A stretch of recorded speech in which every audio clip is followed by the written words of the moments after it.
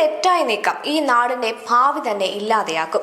യഥാർത്ഥത്തിൽ 12 മുതൽ 15 വരെ വാഹനങ്ങളാണ് പ്രധാനമന്ത്രിയുടെ അകമ്പടി സേവിക്കുന്നത്.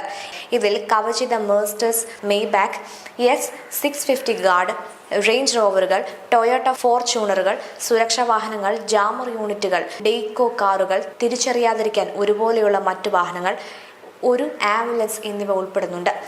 രാജ്യത്തിന്റെ ഭരണത്തലവന്റെ സുരക്ഷ എന്നത് വ്യക്തിപരമായ ഒന്നല്ല, മറിച്ച് രാജ്യത്തിന്റെ പരമാധികാരവുമായും അഭിമാനമായും ബന്ധപ്പെട്ട കാര്യമാണ്. പ്രധാനമന്ത്രിയുടെ വാഹന വ്യൂഹം വെറും 2 കാറുകളിലേക്ക് ചുരുക്കുന്നത് ലളിതമായ ഒരു നീക്കമായി തോന്നുമെങ്കിലും ഗൗരവകരമായ ചില സുരക്ഷാ ആശങ്കകൾ ഇത് ഉയർത്തും. ആധുനിക കാലഘട്ടത്തിൽ സുരക്ഷാ ഭീഷണികൾ അതീവ സങ്കീർണമാണ്.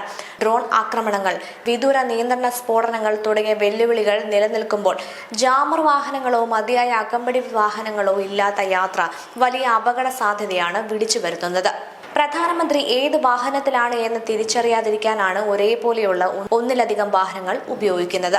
കാറുകളുടെ എണ്ണം 2 ചുരുങ്ങുമ്പോൾ ലക്ഷ്യം തിരിച്ചറിയുക എന്നത് അക്രമികൾക്ക് എളുപ്പമാവും.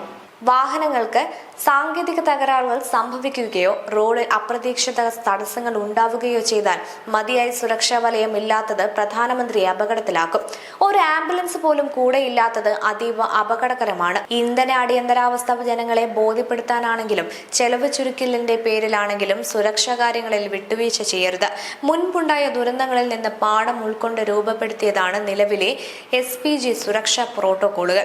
അവയിൽ വിട്ടുവീഴ്ച ചെയ്യുന്നത് രാജ്യ സുരക്ഷയെ തന്നെ ബാധിച്ചേക്കാം. ചുരുക്കത്തിൽ ഏത് രാഷ്ട്രീയ സാഹചര്യത്തിലായാലും ഏത് ലക്ഷ്യത്തിനു വേണ്ടിയായാലും രാജ്യത്തെ പ്രധാനമന്ത്രിയുടെ സുരക്ഷയിൽ പരീക്ഷണങ്ങൾ നടത്തുന്നത് ഒട്ടും ഉചിതമല്ല. സുരക്ഷാ ക്രമീകരണങ്ങളെ ലഘൂകരിക്കുന്നത് ശത്രുക്കൾക്ക് നൽകുന്ന ഒരു തുറന്ന അവസരമായാണ് മാറുന്നത്. സുരക്ഷാ കാര്യത്തിൽ ചിലവ് ചുരുക്കിയുള്ള മാതൃക വേണ്ട എന്ന് തന്നെയാണ് അഭിപ്രായം.